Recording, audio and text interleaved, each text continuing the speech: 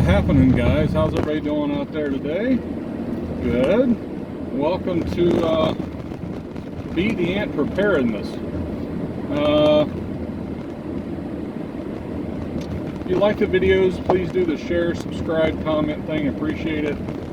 And speaking of the comment, that's today's kind of video. We had some comments yesterday on my leadership video. I recommend all of you go watch that and read the comments. I ask for everybody to comment, not for me, but so you guys can go back and read them, okay? Here you're getting my point of view, my opinion, and even though I'm awesome, I don't know everything, right? So yeah, please read the comments. That's why I ask everybody to comment on the videos. Anyway, had some requests for some gear/skills videos.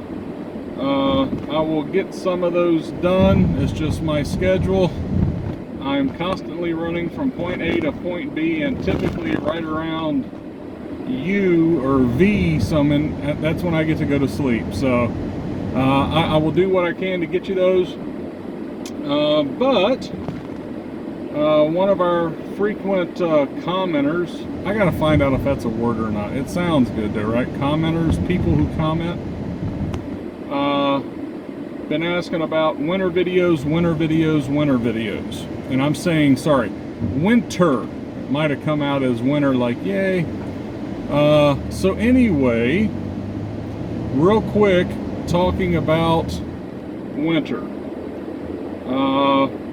Yeah, I believe winter is going to kill as many, if not more people than starvation will.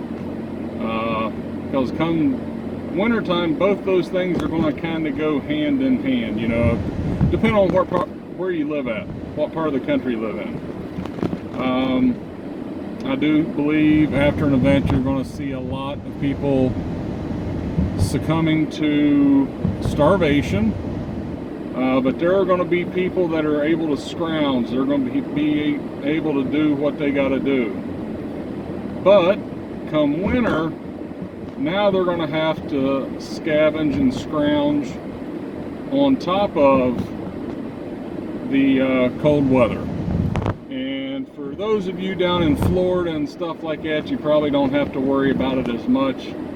If I understand it right, I believe the dead of winter is when the oranges are ready. So like you guys down there, while everybody up north is starving, you guys will be getting all your vitamin C from oranges or something, if I'm wrong about that, comment below.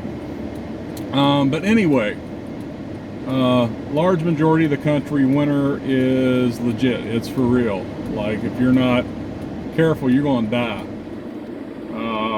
So as far as keeping warm in winter, as far as your body, and I know you guys have heard it over and over and over again, yeah, layers, guys. Speaking from the point of a hunter, and also those of you that watch this channel know I'm a ex-police officer, and yeah, we did little side jobs like directing traffic for the school and stuff like that. Between the hunting and standing out in the middle of the road directing traffic in the dead of winter, I can tell you that layers is what you're going to need to work on. And especially if you're talking about moving around in the winter, you don't want one big heavy coat, and then once you're moving around, you're getting overheated, so now your only choices are to remove your coat and keep moving, keep it on and sweat, which is a death sentence, or you're going to have to go really slow and stop every once in a while just to keep your internal body heat down. Now if you have on layers, once you start moving, you're getting a little warm, okay, you can peel a layer off, tie it around your waist, attach it to your pack, whatever it is. Hunting season, I won't even put on my heavy duty outer layers till after I'm where I'm going, and I'm talking about hunting in like November, your gun season. Archery season's not too bad because it's typically 50-60 degrees, so not too bad. But for gun season, deer gun, yeah, I'll pack my outer clothes, and before it gets daylight, I'm making my way to my spot. And then once I get there, I'll throw all my stuff. Once I get there, I will sit down, let my body cool down. Once I start feeling a little chilly, that's when I'll throw on my gear. Okay. So, the layers, if you're moving around, doing things like that, if you're starting out early in the morning, and the sun's not just crested over the hill, and now it's midday and the sun's beating down, even though it's only 30 degrees or 40 degrees, that sun's going to warm you up, especially if you're doing things. So the ability to be able to remove some layers. Where I'm at, we get, I don't know, I guess average winters. I guess it's all relative. If you're talking about North Dakota, they don't even think we get a winter. But if you're talking Georgia, they think that we live in an ice box. So my neck of the woods here, wintertime, we average, I don't know, 20s during a day, teens at night. Now we do have stretches where, yeah, I remember a couple years ago, had the chickens, and it didn't get above 0 for like 3 days. And yes, all the chickens made it, they were okay. So we do get that kind of cold here. But anyway, yeah, your layers. For me, if I'm, say it's 20-30 degrees out, have a long sleeve shirt on. Over top of that, like long sleeve t-shirt. Over top of that, got a long sleeve button-up flannel shirt. Over top of that, you got a hoodie. And if it's cold enough to need a coat after that, then you throw a coat on. So with that, I can pull off the coat and go down to just those other 3 layers. Or if that's not good enough, I can pull the coat off, take the hoodie off, put the coat back on, and now so you guys see what I'm talking about. As far as your bottoms, long johns, absolutely. Sweatpants do all right as long as your outer garments are big enough to fit over the sweatpants. Now peeling off layers on your lower half's a little bit more difficult, right? But for me anyway, it's when I'm getting cold, it's my hands, things like that. But depends on what you got where you're at. So as far as your body, yeah, layers, gotta have the layers. As far as in your shelter, okay, in your home, wherever it is, your bug out shelter, whatever it is, hopefully it's not too big. The bigger it is, the harder it is going to be to heat, okay? And if you do have a large home and you've got a fireplace in it or a wood burning stove, when it gets really cold, you might have to close off a couple of rooms and everybody stays in your living room, family room, wherever it is you have that that source of heat. Bodies put off quite a bit of heat too, guys. We have a relatively small home, especially for the number of kids we have. And it's funny, we can get up in the morning and the temperature, you know, be 68 in the house, okay, whatever it is, 68 there in the living room. And once everybody rolls out of bed and we're in there either watching TV or having breakfast or something like that, you'll see that temperature come up pretty darn quick. And the old LED TV puts off some heat, but not enough to do that. So condensing your structure, if you've got a 4-bedroom house and you've got 4 people in your family, yeah guys, close those rooms off, and you get, when it's really cold, and you guys just go ahead and condense in whatever heated room you have. That will also help you as far as conserving your firewood. Most of you, maybe a couple of you, might burn coal, nasty stuff. It works, but it's nasty. But anyway, around your heat source, okay? Because now you don't need as much of a fire, as hot as a fire, as you would if all the doors on the house are open, all the bedroom doors, all the bathroom doors, and now it's trying to heat all that. When you close those rooms off, yeah, take some blankets, stuff underneath the doors. If you've got the sheet plastic and you want to go to the length of taping them off, yeah, tape them off around. Don't let any of that cold air that's in that room in. And that will help you out a lot there. If you've got a basement that has a wood burning stove, a fireplace, something like that, I recommend that. I'm a big one on using the earth itself as an insulator, be it summertime, be it wintertime. So if you can congregate in the basement where you have, the walls are lined by dirt to begin with, the only area you got to contend with really is the ceiling or the first floor. Oop, crap. And if you get a little fire going in there, that heat rises, that'll take care of that. Yeah, don't let your old folks and your women throw a bunch of wood on the fire, okay? Any of you that have split wood by hand can attest to the fact that it kind of sucks. And it really sucks in January because you didn't stack enough wood and you thought you had plenty, and now all of a sudden you're seeing that wood pile whittle down. And speaking of what type of wood to burn, okay, do not burn pine, spruce, things like that